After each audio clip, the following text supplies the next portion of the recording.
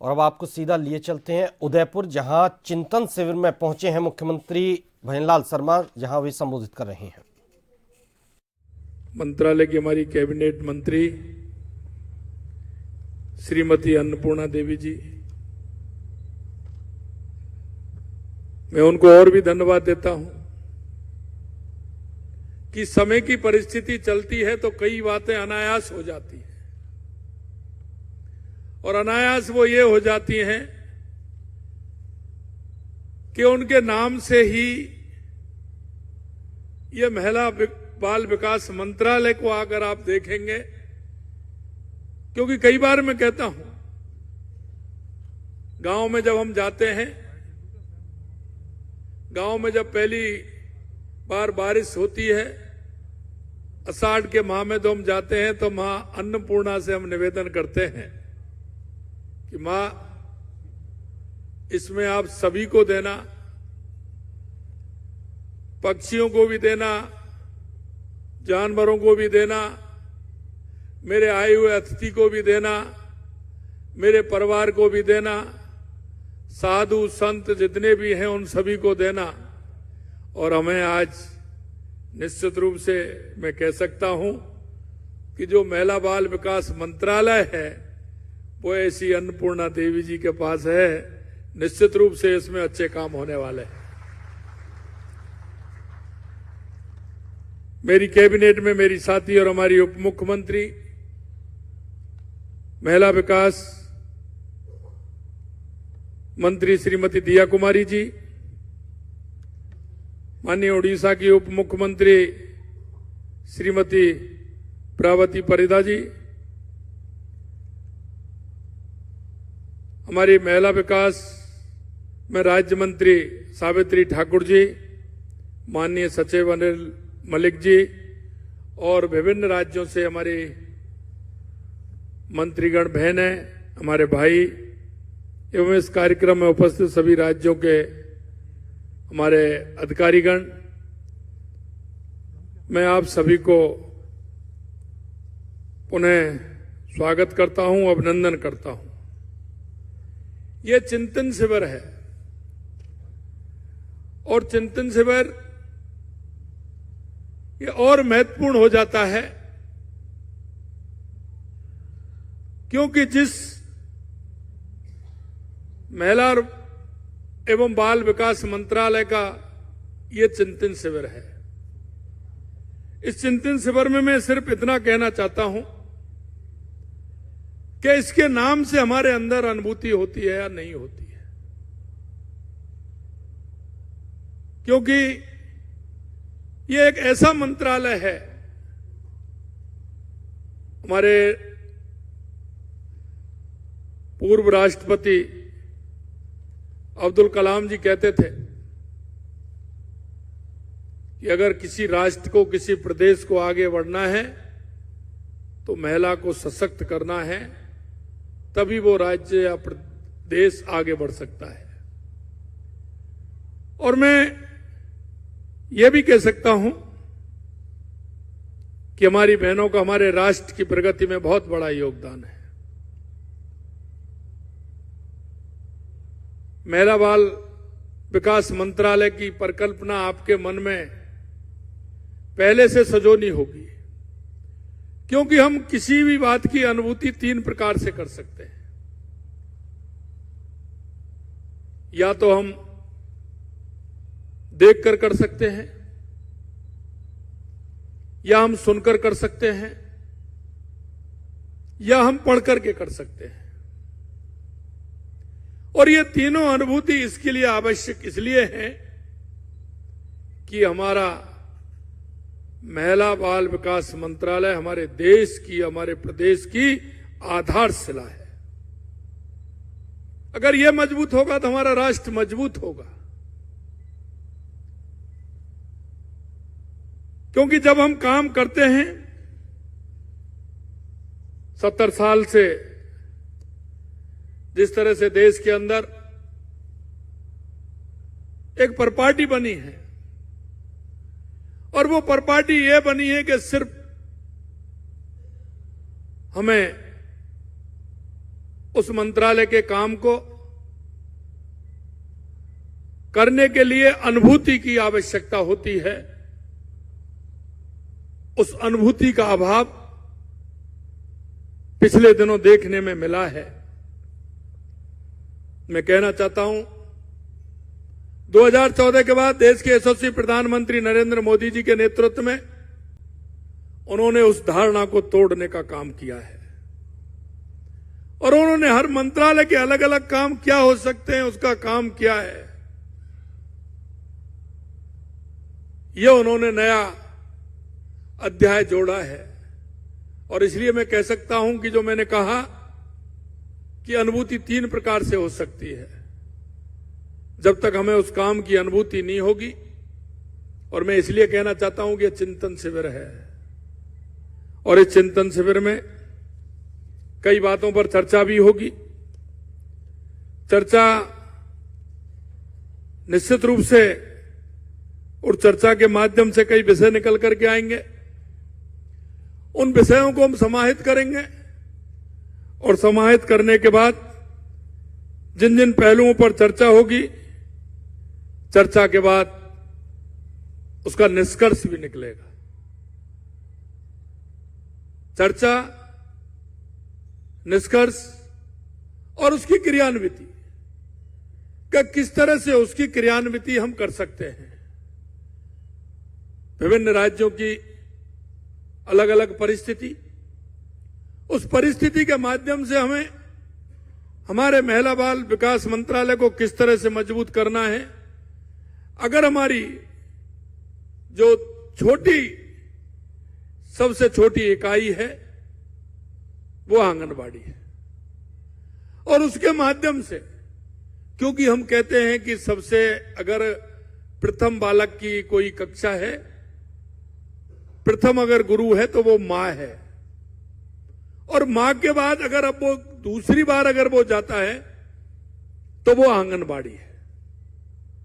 और उस आंगनबाड़ी के अंदर हमें कौन कौन से ऐसे काम करने हैं जिससे हमारे उस नवजात जो हमारा 3 साल से 6 साल 8 साल तक का हमारी बालक या बालिका है, उसके मन के अंदर में भाव परिवर्तित हो, उनको लगे। क्योंकि कभी कभी आपने देखा होगा कि जब हम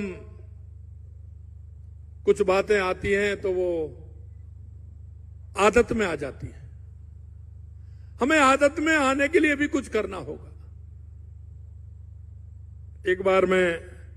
कई बार मैं सुनाता हूं कि कोई एक व्यक्ति थे, बड़े अच्छे थे, धनवान थे, उनका काम ठीक प्रकार से चल रहा था, लेकिन ये गाड़ी जैसे साइकिल का पहिया है उस तरह से होता है जीवन में।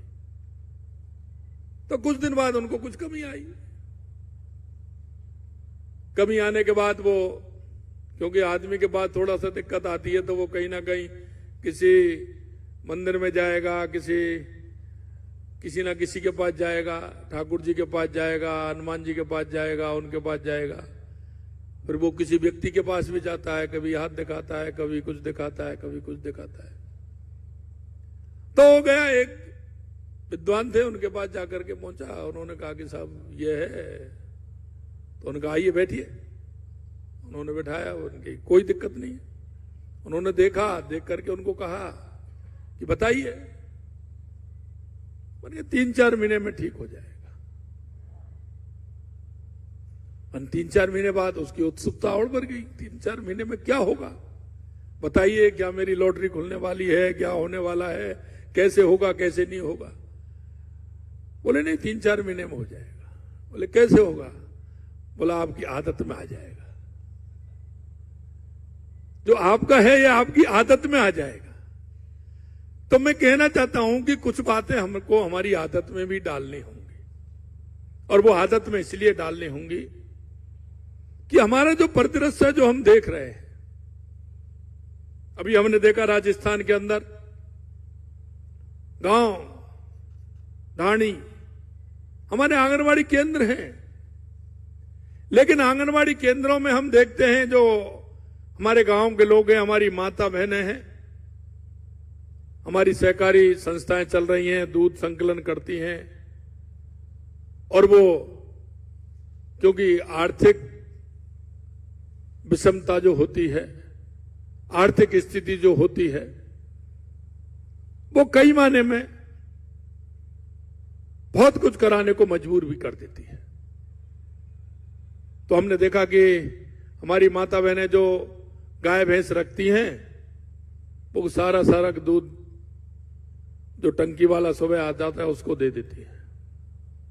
हमारे मन में यह बात थी कि हमारे उन नौनिहालों को दूध नहीं मिल पाता है। अगर वो अभी से कमजोर होंगे तो मजबूत कैसे होंगे, सुदृढ़ कैसे होंगे? अगर हमारा कोई बालक या बालिका है, अगर उसको ठीक प्रकार से पोषण नहीं मिलेगा तो वो सुदृढ़ नहीं हो सकता है। हमने कहा कि हम सप्ताह में मुख्यमंत्री अमृत योजना के माध्यम से 3 दिन हम उनको दूध आंगनबाड़ी केंद्र पर पिलाएंगे, और हमने ये भी कहा कि उनको देना नहीं, उनको वहां पिलाना है। हमने ये भी कहा है कि हमारे आंगनबाड़ी केंद्र में सीसीटीवी कैमरा भी लगेगा, कि जो हमारी निगरानी भी उसमें रहेगी, कि अपने कहीं किसी कारण के लिए हमारे उन नौनिहालों को कहीं कोई दिक्कत तो नहीं हो रही है। हमने उनका मानदेय, जैसा कि हमारी उप मुख्यमंत्री दिया जी ने बताया, हमने उनका मानदेय भी हमने उनका बढ़ाया है। मैं चिंतन शिविर के माध्यम से 2-3 बातें आपको कहना चाहता हूं कि हमें इस चिंतन शिविर के हर पहलू पर विचार करना चाहिए। और जो मैं कहना चाहता हूं, जो हमारे चाहे अधिकारी हैं, चाहे हमारे मंत्री हैं, हमको उनकी भाव और भावना से जुड़ना पड़ेगा। और हम भाव और भावना से जुड़ करके हम नीचे तक, हमारी ये इकाई को, ये बहुत महत्वपूर्ण मंत्रालय है। यह मंत्रालय वो मंत्रालय है जो सेवा के भाव को दर्शाता है। यह मंत्रालय वो मंत्रालय है जो आप अपनी इच्छा शक्ति से अगर मन में यह धारण कर लें कि इस मंत्रालय की नीचे जो योजना है उनको हमें नीचे तक पहुंचाते हुए हमारे उन नौनिहालों को और हमारी माता बहनों को सशक्त बनाना है, तो वो सशक्त बना सकते हैं। लेकिन मैंने जैसा कहा कि इसकी अनुभूति आपको करनी होगी, या तो उन सेंटरों पर जाकर के आपको अनुभूति होगी, या आपको जो महिला बाल विकास मंत्रालय का जो काम है और ये आवश्यकता क्यों पड़ी इस काम की, इसको पढ़कर के होगी। या कई लोग आते हैं, गांव के लोग आते हैं, उनके साथ बैठ करके उसके बारे में जानकारी लेंगे, तो आप उनकी बात सुनेंगे तो सुन करके उनकी अनुभूति होगी। हम सौभाग्यशाली हैं, हम सभी जो इस चिंतन शिविर के अंदर हैं। हमें एक ऐसे तबके का, हमें उन लोगों की सेवा करने का मौका मिला है जो शायद ही हमको मिल पाए। क्योंकि कभी कभी हम देखते हैं, हम ऊपरी सतह को देखते हैं, हम नीचे की तरफ नहीं देख पाते हैं। मेरा आग्रह रहेगा इस चिंतन शिविर के माध्यम से कुछ ऐसे विचार अपन लेकर के जाएं, कुछ ऐसी कार्य योजना हम यहां बैठ करके बनाएं कि जिससे कि हमारे उन केंद्रों को हम ठीक प्रकार से और व्यवस्थित हम उनको कर सके। हम 10 लास्ट के जो हमारा समापन सत्र हो, उसमें हर मंत्रालय, हर कर्मचारी, हर अधिकारी इस बात को लेकर मैं इन 10 बिंदुओं पर जाकर के, मैं 5 बिंदुओं पर जाकर के हमारे क्षेत्र में हमें काम करना है।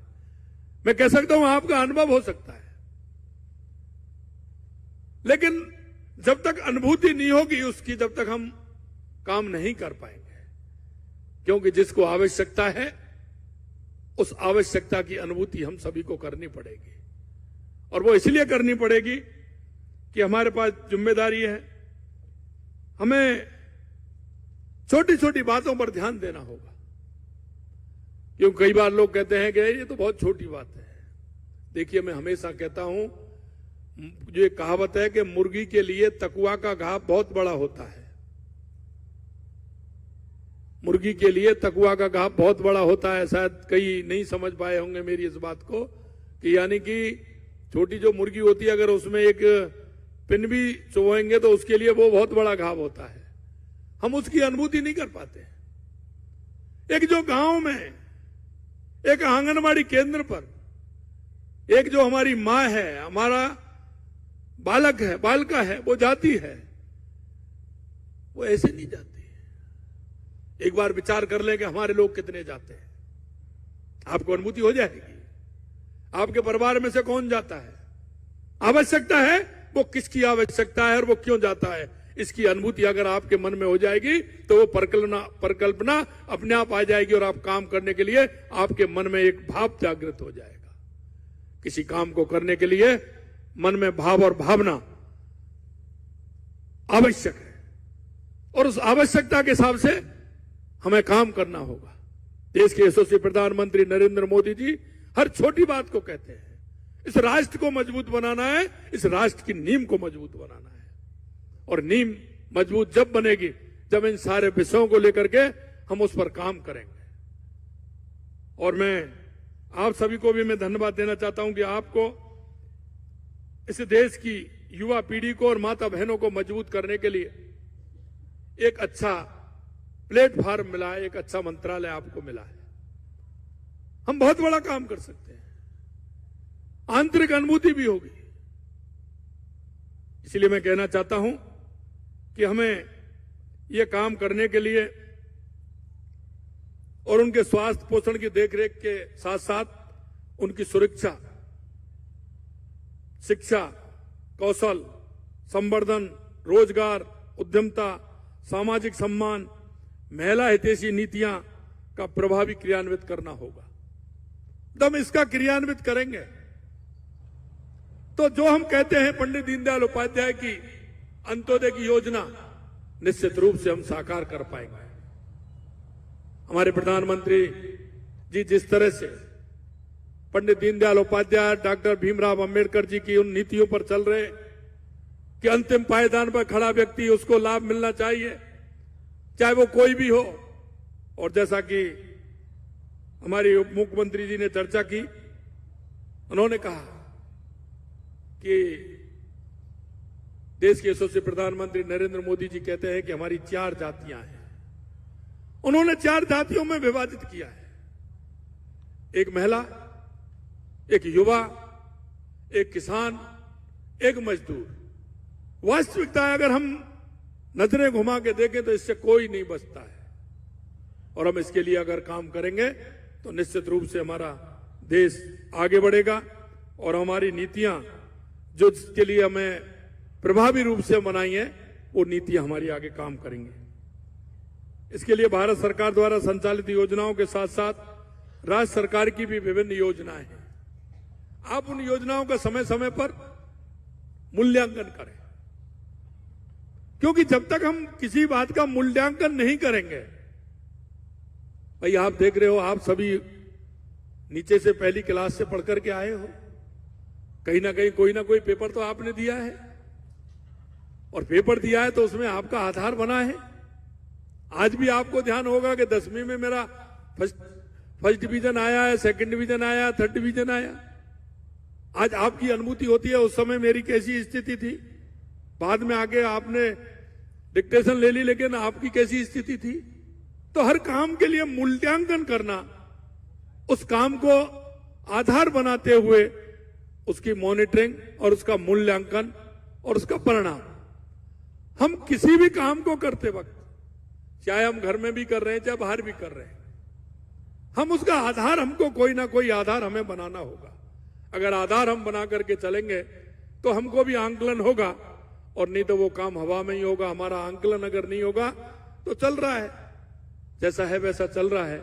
इसलिए मैं कहना चाहता हूं जितनी भी हमारी योजनाएं उनका आंकलन हमें करना होगा और आंकलन के आधार पर हमें चलना होगा।